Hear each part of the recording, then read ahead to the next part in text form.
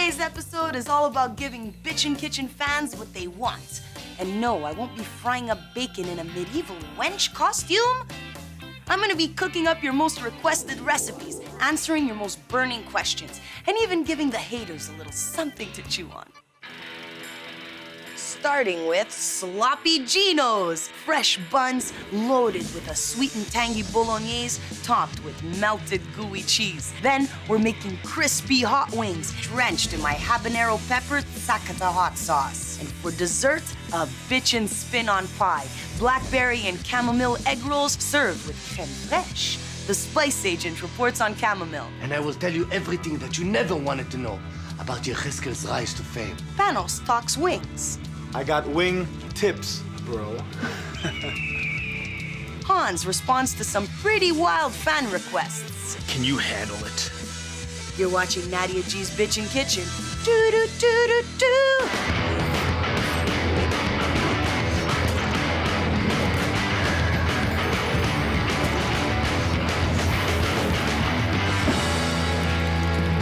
Bitchin' Kitchen fans are the best. That's why I've dedicated this whole episode to you.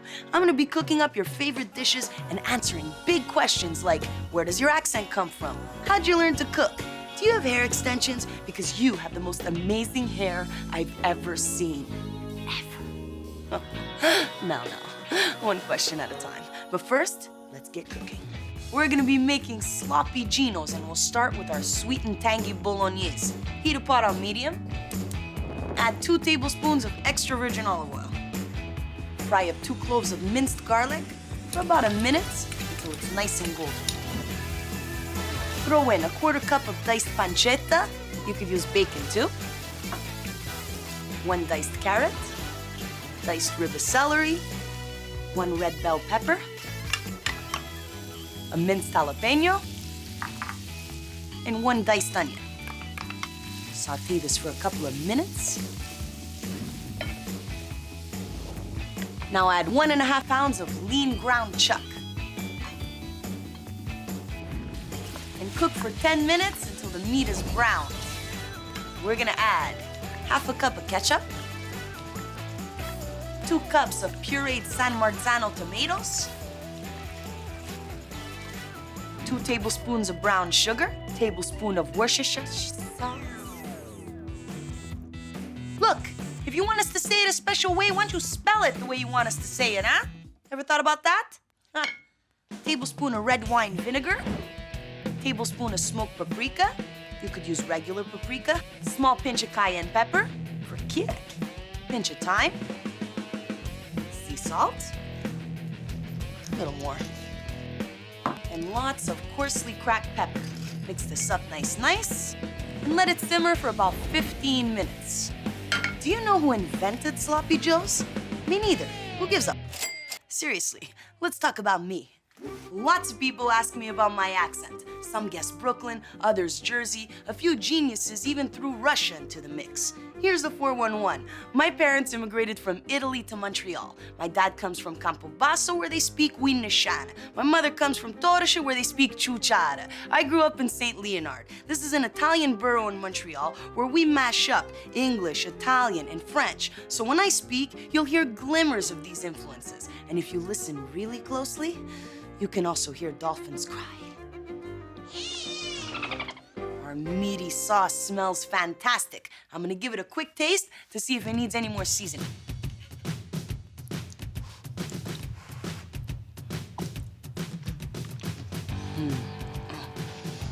Did I pick up those red leather pants from dry cleaners? The sauce, on the other hand, is perfect. Grab some buns. What you wanna do is scoop out some of the white innards, creating a bit of a bun bowl. On the other half of the bun, add a slice of American cheese. Well, elitist foodies, you can unbunch those boxers right now, because I'm not afraid to admit that I love the taste of this stuff with certain foods. I've seen many a great burger get ruined by a great cheese, especially when it's condiment heavy. Toast these up until they're nice and golden and the cheese is nuclear. When we get back, we're gonna scoff these Sloppy Ginos. I'm gonna tell you about my first cooking experience, and Panos is gonna yap about wings, so stay bitchin'. Welcome back. Now, the women in my family are exceptional cooks, so at the age of 10, I got inspired to cook my first dish. I decided to surprise my mother with pasta in a homemade tomato sauce. Fresh, too easy, right? Cut up a bunch of underripe tomatoes, add about 30 garlic cloves, season the slop with enough salt and sugar to brine a turkey. But it was cute, I was all into it. I dressed up the table, lit a few candles. You should have seen the look on my mom's face when she got home. Oh, Nadia, she said, ma tu hai proprio fatto un bordello nella cucina per stu sugo schifoso. Pulisci se no t'appicca come una grata. Let's plate this dish.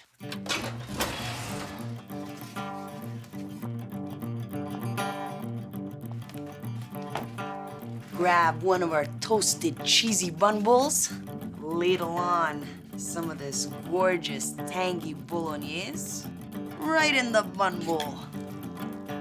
Sprinkle on some fresh chives. Oh, yes.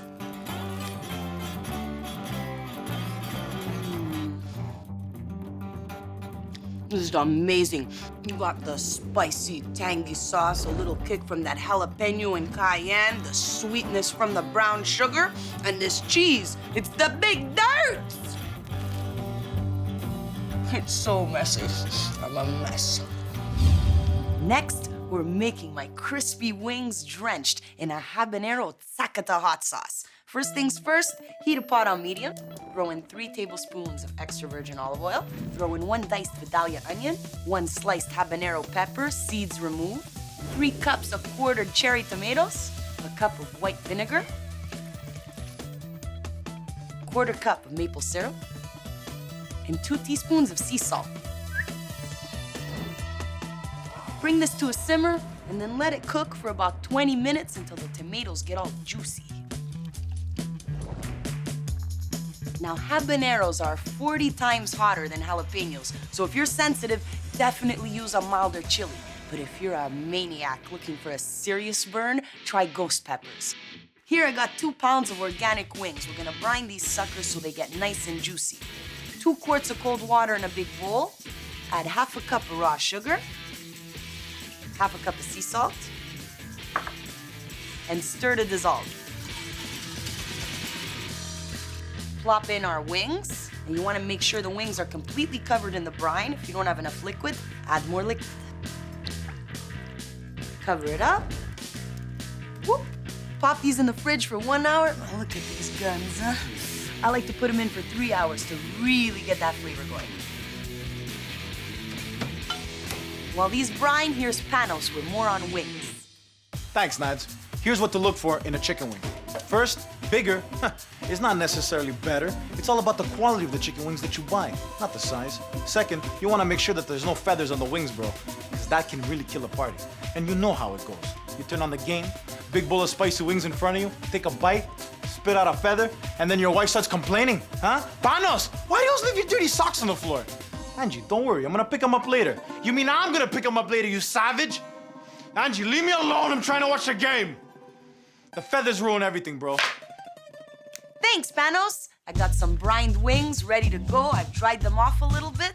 Season 2 cups of all-purpose flour with 2 tablespoons of paprika, 1 teaspoon of cayenne. Again, if you're sensitive to heat, use less. A teaspoon of oregano, ditto for some garlic powder and onion powder, and a tablespoon of dried mustard powder. Big pinch of fine sea salt, or 2. Lots of freshly cracked pepper, and mix it up.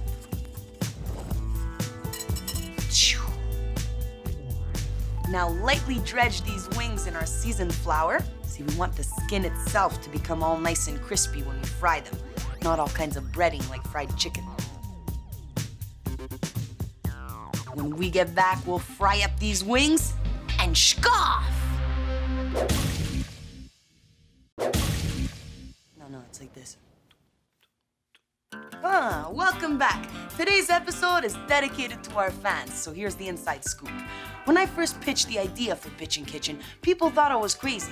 They said there's too much comedy for a cooking show and too much cooking for a comedy show. We were talking to a bunch of agents in 2007, and they didn't know what to do with us. In fact, they asked me if I had a reality concept. Well, what reality? Me sitting in front of my computer juggling between Word and Photoshop with one sock and a falafel? I know TV doesn't always have the highest standards of entertainment, but that's pushing it. Anyways, we launched the show online, and it was you, the fans, that proved those agents wrong. And when Food Network took a chance on us, we all made history. I have a blast hanging with you on the interwebs every day, and I hope that never changes. I also hope your boss never finds out what you really do at work. Our wings have been dredged in our spicy seasoned flour. Here I got some 350-degree canola oil. You could use any oil with a high smoke point. And we're gonna fry these suckers for 6 minutes until they're nice and crispy and cooked through. The trick here is to only drop in a few at a time. You don't want the temperature of the oil to drop too much. And drain on a wire rack. Grab our Sakata habanero hot sauce, pour it in a food processor, and add 4 raw garlic cloves that have been chopped. See, I like to add the garlic at the end, this way it retains that flavor.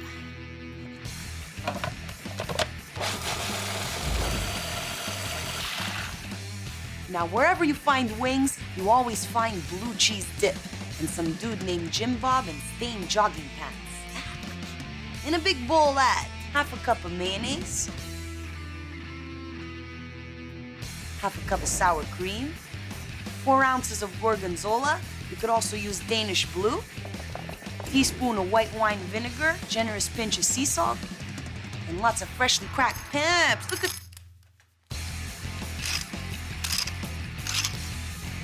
Blend it up. Blend it up. Remember that song? Blend, blend, blend. Let's plate this dish.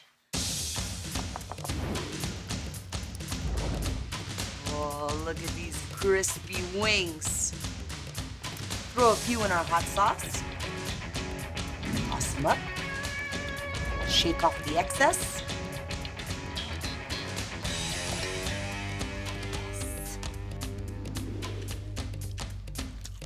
The slow burn of the habanero, sweetness of the cherry tomatoes, heightened by the maple syrup, crispy skins. You gotta love the crispy skins. When you get wings and the skin's all, it's no good. And that garlic, Sakata.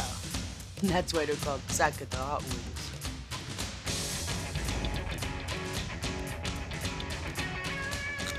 wings. Homemade blue cheese dip, it can't be beat. It's creamy, you got that natural cheese flavor. It's the perfect soothing accompagnement for the wings. Dessert time. After you finish scoffing Sloppy Ginos and a big pile of crispy wings, you know what you need? A nap. But no, Nadia can't nap on TV. It's no good for ratings. Fine! Deep fried pie it is. Heat a pot on medium. Add 2 cups of ripe blackberries, 1 cup of raw sugar, half a teaspoon of vanilla extract, and the juice and zest of 1 lemon.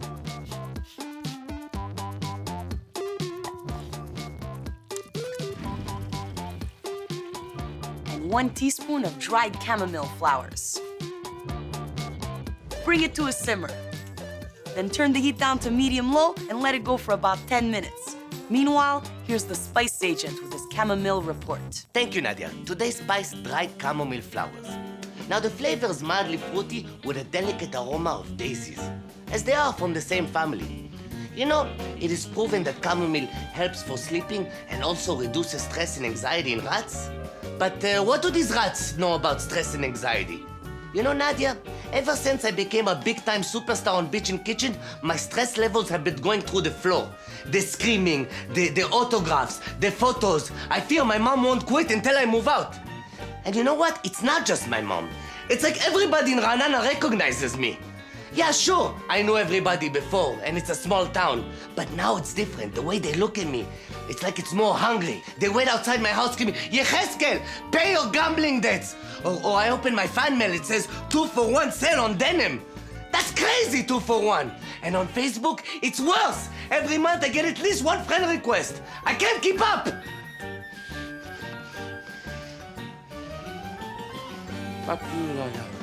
Thanks tons, יחזקאל מזרחי. Look at this gorgeous sauciness. Add half a cup of fresh blueberries. Gently stir. You want to break the berries. And immediately take it off the heat. So you want your blueberries to remain firm. Firm. Let it cool for 10 minutes. See you on the flip side. Now, one question that keeps coming up time and time again is where I got the idea for a comedy cooking show. Short answer, I grew up in a comedy cooking show. My family's kitchen was a bordel. It's where we had our biggest laughs, best conversations. Even the spoon thrashings exhibited a certain joie de vivre. So I grew up in an environment where food isn't just about food. It's about everything that gets you to the plate. Well, until it's time to serve dessert there, then it's shut up and strain the berries, but you get the picture. Now for this dessert egg roll recipe, we're only gonna be using the juicy berries, because this juice right here is gonna make a big mess. But definitely keep this juice in the fridge. You could use it for salad dressings, add a little bit of balsamic vinegar in there, put it on your pancakes. It's good stuff. Now we're gonna make an egg wash. In a bowl, schiaff in 1 egg, 2 teaspoons of water, and give it a beating. Grab an egg roll wrapper and brush the edges with our egg wash.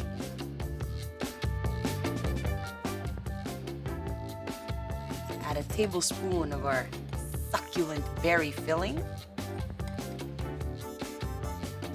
Fold the bottom part over the fruit, the top part over the bottom, and now press the edges together.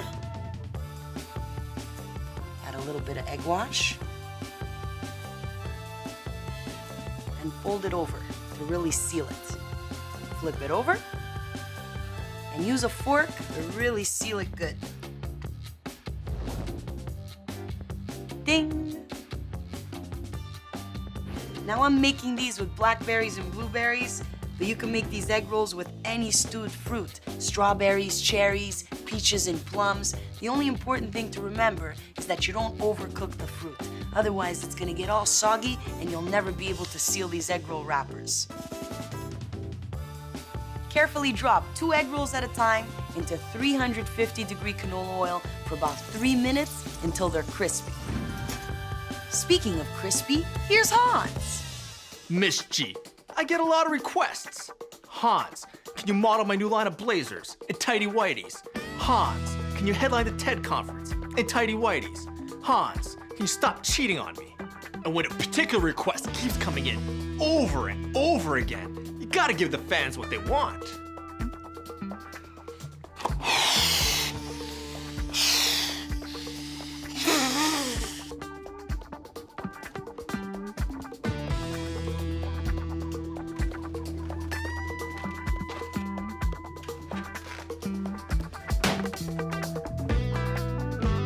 Yeah. We have pie with berries and stuff. Let's plate this dish! Grab 2 of these egg rolls, place them on a plate, add a nice dollop of crème fraîche, and eat the memory away. So good. The berries are sweet, but not too sweet. Look at the color of that filling. It's amazing. Then you get a little bit of that lemon zest, the delicate flavor of the chamomile, contrasted by the savory-ish egg roll wrapper. And this crème fraîche, it just pulls it all together. I only juice barbecue. Today we cooked up a bitchin' spin on some of your favorite dishes and answered some frequently asked questions. There are some questions, however, that I simply don't have the answer to. Like, Mads, I developed this weird eye thing after my wife left me. Do you think I'm allergic to gluten? Or, Nads, when you're making ostrich brain sous vide and you want to turn it into a molecular foam, should I whip out the siphon or just cheat and use lecithin? Definitely use lecithin. Ah, la próxima!